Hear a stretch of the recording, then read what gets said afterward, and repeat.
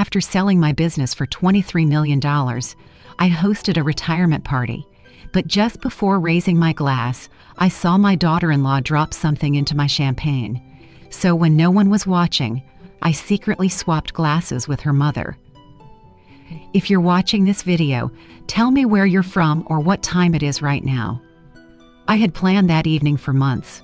The chandeliers in my living room gleamed, polished until they reflected every note of the jazz quartet I had hired. Platters of shrimp cocktail and peach cobbler lined the buffet, the kind of food neighbors expected at a suburban New Jersey celebration. My friends and colleagues filled the space with polite laughter, congratulating me for finally slowing down. They didn't know that I had never been one to slow down, not after running a consulting firm for 30 years, becoming a widow, and raising a son who never quite learned to stand on his own feet. The champagne glasses sparkled in rows across the table. One, chipped near the rim, always belonged to me. I kept it like a superstition. After all these years, everyone in the family knew it. That was why I noticed when Brittany, my daughter-in-law, held it too long in her hand. She looked around quickly, then something silver and small slipped from her palm into the golden liquid. The sound was muffled under the music, but my eyes were sharper than hers. For a second, my breath caught. I didn't gasp, didn't flinch. A lifetime of negotiations had trained me better than that. Instead, I smiled, adjusted my pearl bracelet, and stepped closer. When her mother, Marjorie, leaned down to change her handbag, I made the switch. Smooth, silent, practiced. No one noticed except Daniel, my son, who watched me with a strange stillness.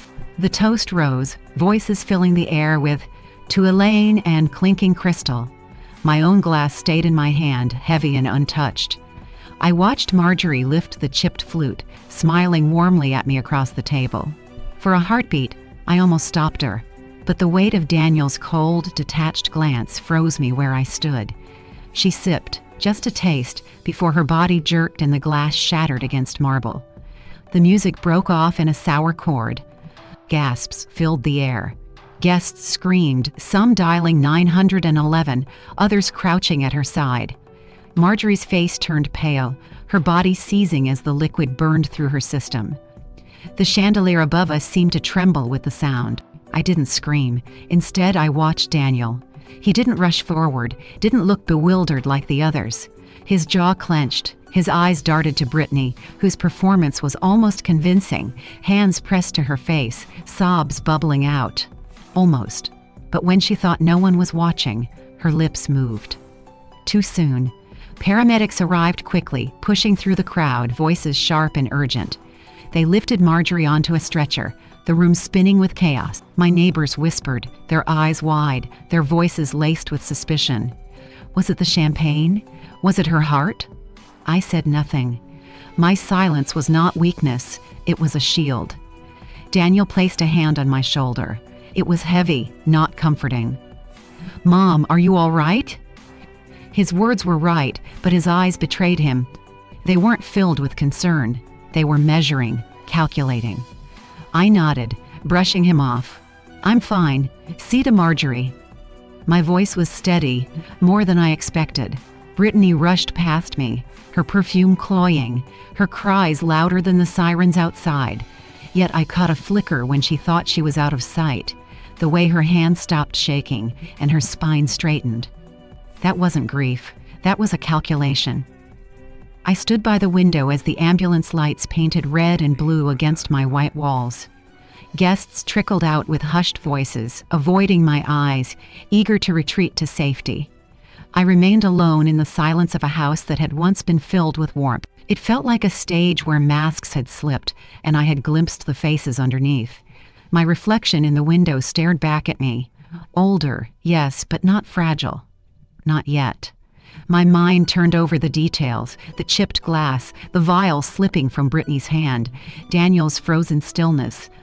Pieces of a puzzle I hadn't wanted to believe existed. My instinct screamed what I dared not yet put into words. When the house emptied, Daniel lingered. His voice was soft, too soft. "Mom, let me drive you to the hospital tomorrow. You need to rest." Rest. That word struck me like an insult. Rest was what people said when they wanted you silent. Rest was what people told you before they buried you alive in paperwork or institutions.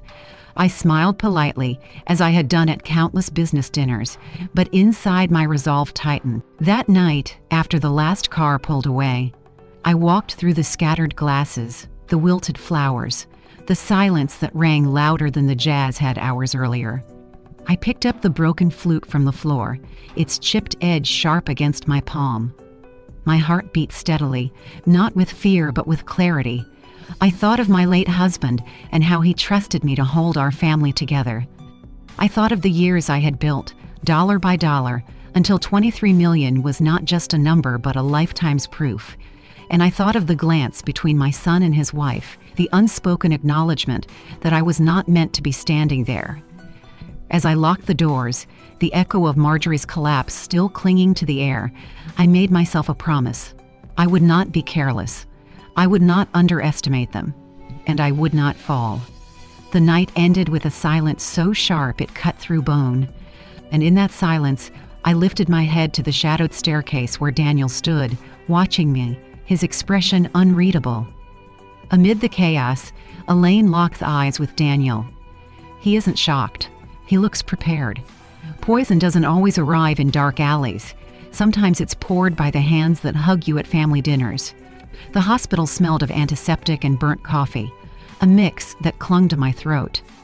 I sat in a stiff chair under buzzing fluorescent lights, listening to the rhythm of Marjorie's heart monitor from behind the curtain.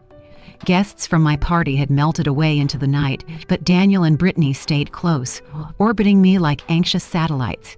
At least, that's how it looked to outsiders. I knew better. Brittany's performance could have won her an award. She paced the waiting room in her fitted black dress, tissues pressed dramatically to her eyes. Her voice wavered just enough to sound real, but I caught the cracks.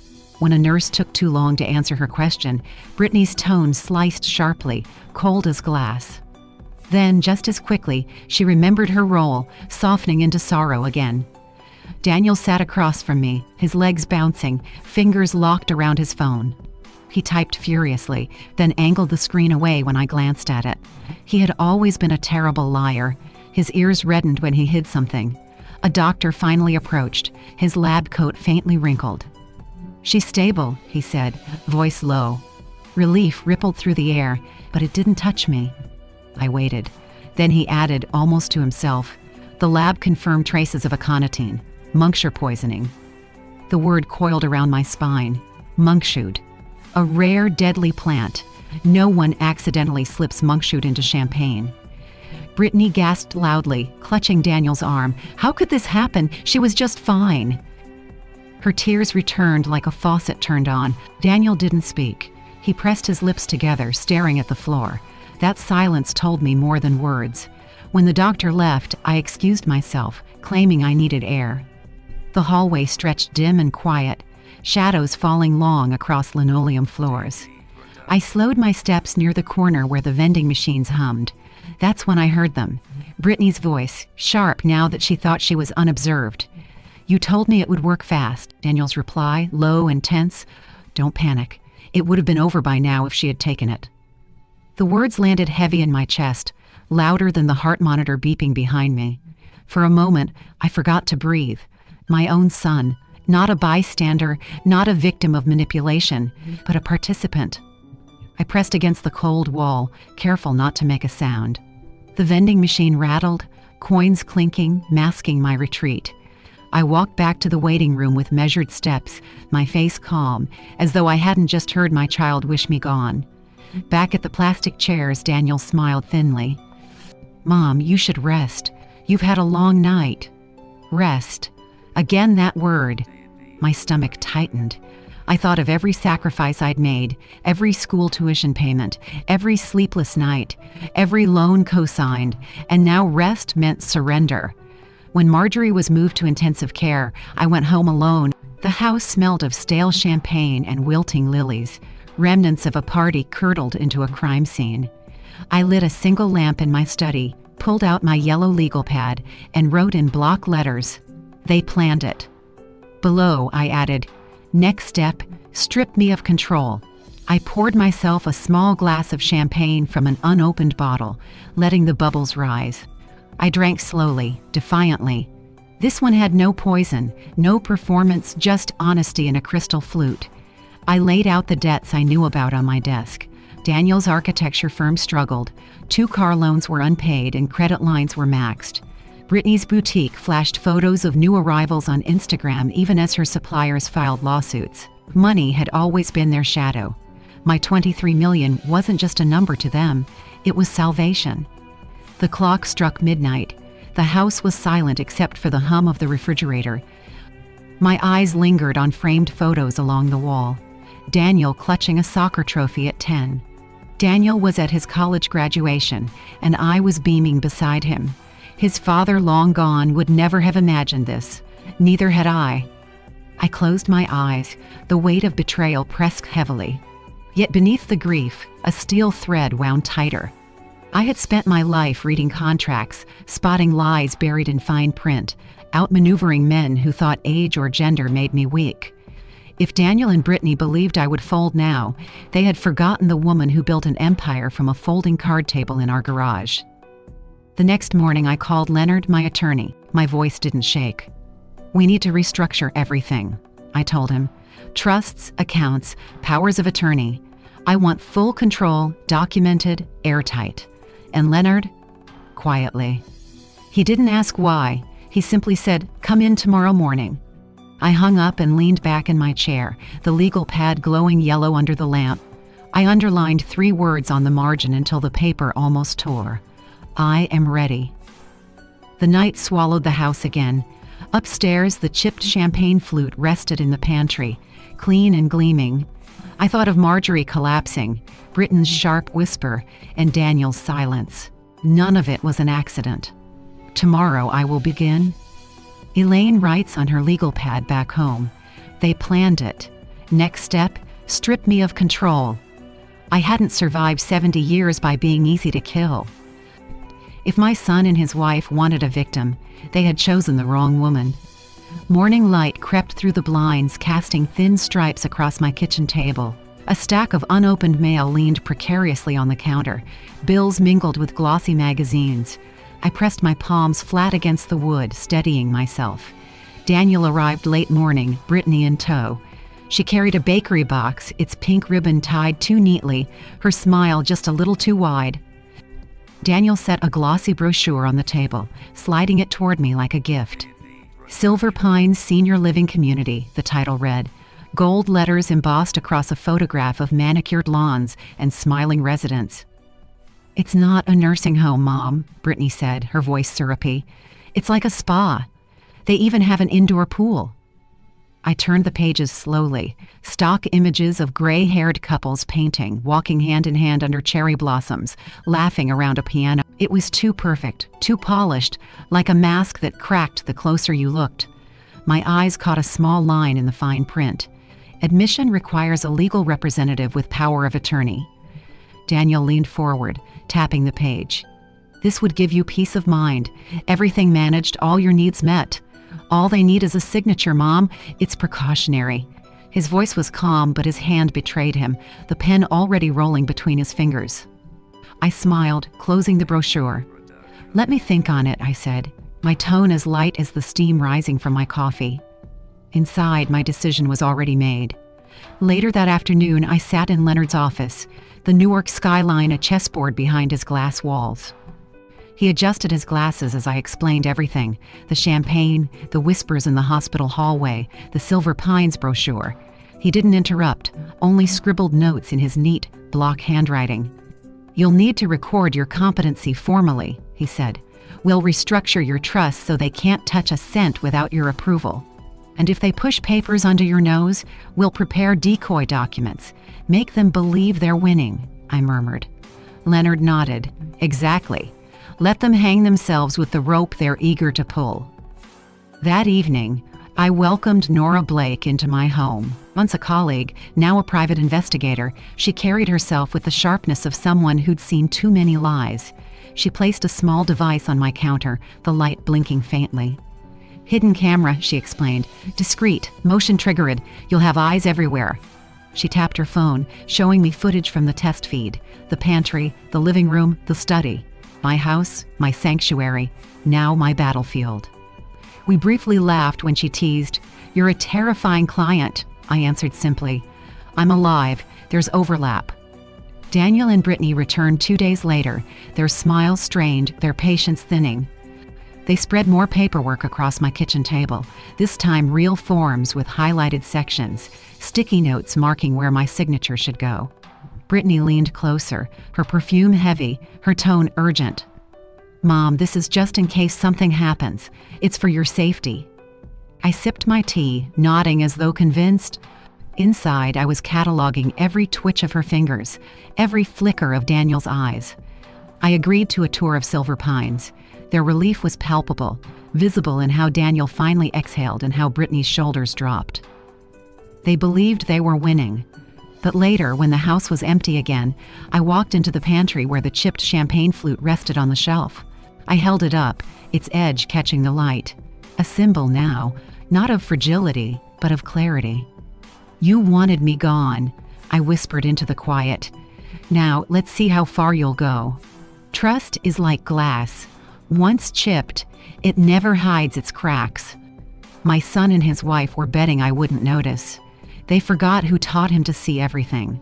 My kitchen no longer smelled of flowers or champagne the week after Marjorie's collapse. Instead, it was covered in papers, brochures, forms, sticky notes left behind by Daniel and Brittany, their handwriting cluttering the margins. They had begun dropping by every other day, never empty-handed. Pastry boxes tied with neat ribbons, stacks of documents tucked inside. They thought sweetness could mask poison. One morning, Daniel slid another packet across the table. His eyes wouldn't meet mine. "Mom, it's just more paperwork to review. Nothing urgent. But you know, Silver Pines can't hold a spot forever." Brittany leaned in, her manicured nails tapping the line she had highlighted in yellow. "All it takes is a signature. You'll thank us when you see how easy it makes things." I traced the page with one finger, feigning distraction. Pre-filled forms stared back at me, all too tidy, including a box for financial representative. They hadn't even bothered to leave it blank. That afternoon, I drove into Newark to meet Leonard. His office smelled of coffee and leather, the skyline stretching beyond his windows. I placed the documents in front of him. "They're rushing me," I said flatly. Leonard studied them, his jaw tightening. "They're not even careful anymore. We'll create a decoy, a power of attorney that looks legitimate but limits their reach. And we'll set up a small account, nothing more than $100. Enough rope for them to hang themselves. Make it look inviting," I said. "They won't resist." The next day, I sat in a quiet bank branch, signing papers with Ms. Ortiz, the manager.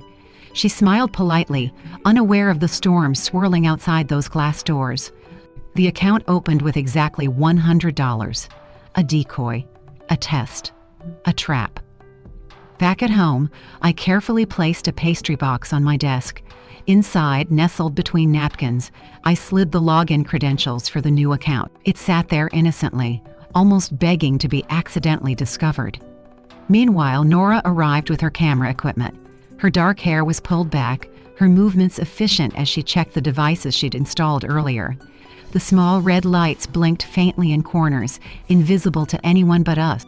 "They'll snoop," she said matter-of-factly. "They'll slip, and when they do, we'll have the proof." We sat together, sipping sweet tea like old friends catching up, while the house quietly transformed into a stage for betrayal.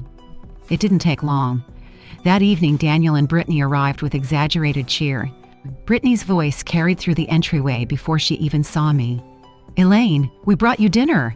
Fried chicken, coleslaw, biscuits, all spread across the counter, their scent masking the tension. But I noticed her eyes flick immediately to my study, to the pastry box on the desk. She smiled too brightly, setting down the food as if she couldn't wait to help me tidy up. We ate together at the table, and the conversation was forced. Brittany kept nudging the Silver Pines paperwork toward me, Daniel echoing her with gentle but insistent reminders. I nodded politely, biding my time, my fork clinking softly against the plate. When they left that night, I walked straight to my study.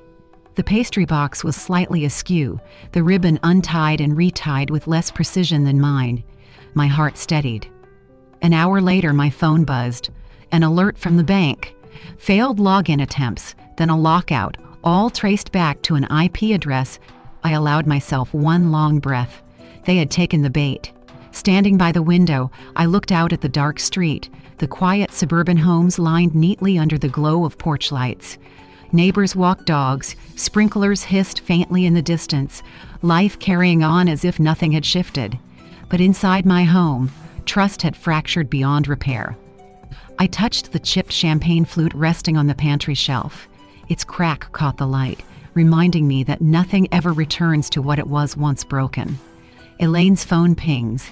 Failed login attempts traced back to Brittany's boutique Wi-Fi. The bait is taken. They thought I'd go quietly into Silver Pines, but I was about to show them what happens when you underestimate an old woman with good lawyers and better cameras. By the time Sunday rolled around, my driveway was no longer a place of casual visits. Daniel paced there like a man on borrowed time, phone pressed to his ear, his voice carrying low across the crisp autumn air. I stood by the curtain in the living room, listening. "The loan is due in 3 weeks, he hissed. "We don't have time." His shoulders hunched, his free hand pulling at his hair. Brittany's SUV pulled up minutes later, the trunk already filled with grocery bags she never intended to unpack. She climbed out, her heels clicking too loudly on the concrete. I cracked the window just enough to hear. "She'll fold once the doctor says she's incompetent," Brittany muttered, tugging at her scarf. "I've already set it up." That was when the name surfaced. Sims. I remembered the smile was too polished, the handshake was too firm, and the business card had slipped into Daniel's pocket weeks earlier. The next afternoon, Sims appeared at my front door, clipboard in hand, his voice smooth as butter. "Elaine, I'm here to do a quick evaluation. Standard procedure. Won't take long." I let him in, guiding him to the living room where Leonard and Nora waited as silent witnesses. Sims faltered, his practiced charm cracking for a second when he saw the lawyer seated calmly with a folder on his lap. He launched into questions anyway. "What day is it? Who's the president? Can you recite your address?" I smiled politely, answering with crisp precision, my memory as sharp as ever. When he moved to press further, I slid a sealed envelope across the coffee table. "Before you waste our time, doctor," I said, "this is yesterday's cognitive assessment from Dr. Weiss at Riverside. Independent, certified, stamped." His face drained of color. Leonard leaned back, crossing his arms. "That will be all," he said smoothly. Brittany, who had been waiting in the hallway, stepped in, her tone cracked, shrill and desperate. "She's faking. She's manipulating you, Daniel. Can't you see?" But Daniel's eyes flickered, not at me, but at the paperwork on the table. He was scanning, calculating, still looking for a loophole. He couldn't see that the door had already shut behind him. That evening, they pushed harder. "Mom, you need to sign these for your safety," Daniel urged, sliding another stack of papers forward. Sticky notes fluttered like flags across the margins. Brittany chimed in, her voice sticky sweet. "It's just in case something happens. We're protecting you." I let the silence stretch. Then, slowly, I uncapped my pen and signed. Not the trust, not the power of attorney, but the decoy Leonard had crafted. Their relief was instant, their gratitude rehearsed. I watched them gather the papers like children collecting candy, blind to the fact that they had been handed a handful of stones. That night, alone in my study, I poured myself a cup of tea and waited. Hours later, the alert pinged on my phone. The bank's fraud system flagged multiple transfer attempts from the decoy account. The number was telling: $4,800, 0 cents. Not enough to empty an empire, but enough to test the water, and the trail was undeniable. Britain's iPhone. I stared at the screen, the evidence glowing in the dark. It was almost anticlimactic how quickly they had stepped into the trap. Years of building, planning, saving, and their downfall began with a single greedy click. The following morning, Nora arrived with a grin that didn't hide her anger. "They fell for it," she said, setting her laptop on the counter. "I've got the IP logs, the timestamps, everything. They couldn't have made this easier if they'd gift-wrapped it." We sat together, reviewing the footage. Daniel rifling through drawers when he thought I was asleep. Brittany slips the pastry box into her handbag, eyes darting toward the hidden cameras. Their betrayal was recorded in high definition, undeniable, irreversible. My heart should have broken. Instead, it hardened into something quieter, heavier. Not rage, not even sorrow, just resolve. I thought of the chipped champagne flute resting on the pantry shelf. The crack no longer felt like a flaw. It was a reminder that even broken things could cut. That evening, Daniel returned alone, his face pale, his tie askew. "Mom, we need to talk," he said, voice strained. He sat across from me, but his words stumbled, as they used to when he was a boy caught in a lie. I poured him coffee, letting the silence drag. He finally blurted out, "We need money, just a bridge loan until the firm stabilizes." "You don't understand. These people, they don't wait." I set the cup in front of him, meeting his eyes. "And you don't understand, Daniel. I'm not a machine that prints money just because you're desperate. I am your mother, not your lifeline." He flinched, the truth cutting sharper than any blade. That night, I closed the curtains tight, the house humming softly. My phone buzzed again. Another alert. Another failed transfer attempt. The system is locking Brittany out completely. The trap was closing. That night, Elaine receives alerts. Multiple transfer attempts of $4,800, 0 cents from the decoy account. The fraud team flags Brittany's iPhone. The trap tightens. They wanted $400,000. They got a $100 cashier's check and a pair of handcuffs. The morning of the sting, I dressed in my sharpest navy blazer, the one I had worn when I sold my company. It fit me like armor. I looked in the mirror and saw not a frail widow, not a mother to be pitied, but a woman who had built her fortune with her own hands. My son and his wife thought they were walking me into surrender. They had no idea they were walking themselves into the jaws of justice. At Maple Glen Bank, the air was crisp with toner and the faint hum of money counters. The glass walls gleamed under fluorescent lights, and every surface smelled faintly of disinfectant. Ms. Ortiz, the branch manager, met me with a polite smile that didn't reach her eyes. She knew. Detective Kara Lewis sat in a corner, pretending to study a brochure, her badge hidden under a blazer. D.A. Patel waited in a nearby office, and the paperwork was ready. The stage was set. Daniel and Brittany arrived together. He wore a suit that didn't quite fit, his collar wrinkled, his tie crooked. Brittany was radiant, as if this bank appointment were her coronation. Her heels clicked across the tile, echoing in the quiet. "We're finally doing this," she whispered, eyes bright with anticipation. We sat at a glass table while Ms. Ortiz spread the documents. Brittany leaned forward eagerly, sliding the decoy power of attorney across the surface. "Mom, just sign here and the transfer will be simple." I took the pen in my hand, my pulse steady. I had signed 1,000 contracts in my life. This was different, but I treated it the same. Calm, deliberate. The scratch of ink on paper sounded louder than it should have. Brittany's smile widened. She pushed the request form toward Miss Ortiz. "We'd like to transfer $400,000 into this account," she said, sliding a slip of paper with routing numbers scrawled in Daniel's hand. Miss Ortiz typed quietly, her expression unreadable.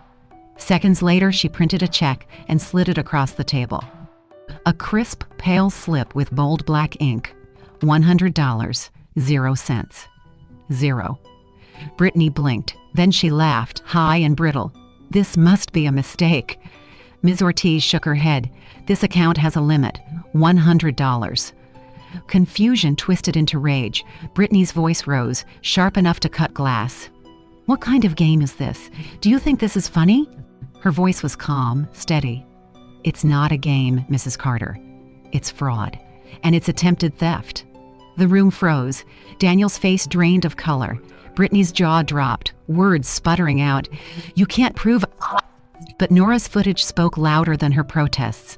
On the monitor, Ms. Ortiz turned toward them. Clips rolled. The lab of monkshoot poison cataloged by the lab. The evidence was a tidal wave, and they were drowning.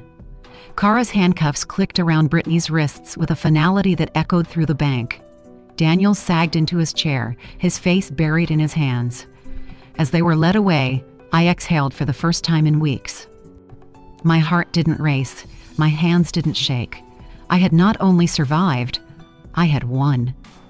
Weeks later, the courthouse smelled faintly of old wood and polish. Reporters clustered outside, but inside was quieter, more solemn. I took the stand, my navy blazer buttoned, my chin lifted.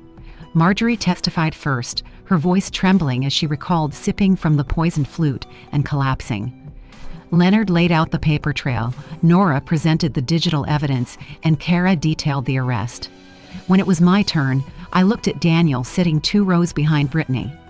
His shoulders slumped, his eyes hollow. I didn't see my boy anymore. I saw a man who had gambled his soul and lost. I steadied my breath and spoke. I am not confused. I am not weak. Care is not control. You don't get to make me smaller so you can look bigger. My voice carried through the courtroom, soft but firm, leaving no space for denial. The judge's gavel fell, the sound like thunder. Brittany was denied bail and remanded into custody. Daniel's cooperation spared him prison, but he walked out a man stripped of dignity. Afterward, I returned home to my quiet suburban street. The autumn leaves had fallen, leaving the branches bare. My house was still, but no longer hollow. I placed the chipped champagne flute back on the shelf, not as a relic of fear, but as a reminder of strength. They wanted $400,000. They got a $100 cashier's check and a pair of handcuffs. In the end, I realized survival was not just about avoiding death, it was about preserving dignity. I had faced betrayal from the people I loved most, yet I stood taller because I refused to surrender.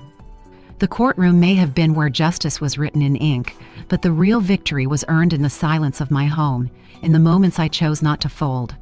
My son and his wife had underestimated the resilience of a woman who built her life brick by brick, and in that miscalculation, they lost everything.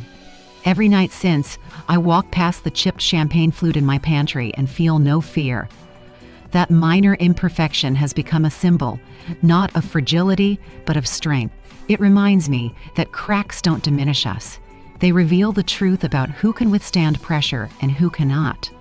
I had to accept that family is not always defined by loyalty. Sometimes the blood you trust the most becomes the knife that cuts the deepest. That truth hurt more than the poison and betrayal, but it was a pain I needed to see clearly. Once I accepted it, I became free. What I carried out of this ordeal was not bitterness, but clarity. Clarity that love without respect is just manipulation. Clarity that boundaries are not cruelty, but protection. Clarity that care should never be confused with control. For women like me, who spent years putting everyone else first, the hardest lesson is simple. You do not owe your life to those who treat you like a bank account or a burden.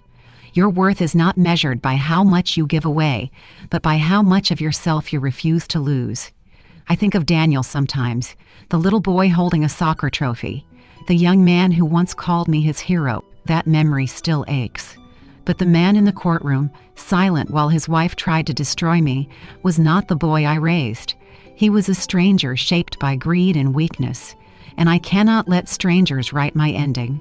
Instead, I write it myself, with every choice to stand firm, with every paper signed on my terms, with every breath taken freely in my own home. That is my victory. That is my justice. To anyone listening who has ever been betrayed by those closest to you, I want you to remember you are not powerless. Even when you feel cornered, you still have the strength to draw your lines, hold your ground, and say, "This ends here." And that strength will save you. Life taught me survival is not about fighting harder, but refusing to be made smaller. So tonight, I sit here, my house quiet, the autumn leaves rustling outside, and I whisper one final truth. Respect that is stolen is not respect at all. True dignity is the part of you that no one can ever take without your permission. Have you ever experienced something like this? Share your thoughts below. I'd like to know your story too. If this story resonates with you, type 1 in the comments and subscribe to Auntie Tales to avoid missing the following story.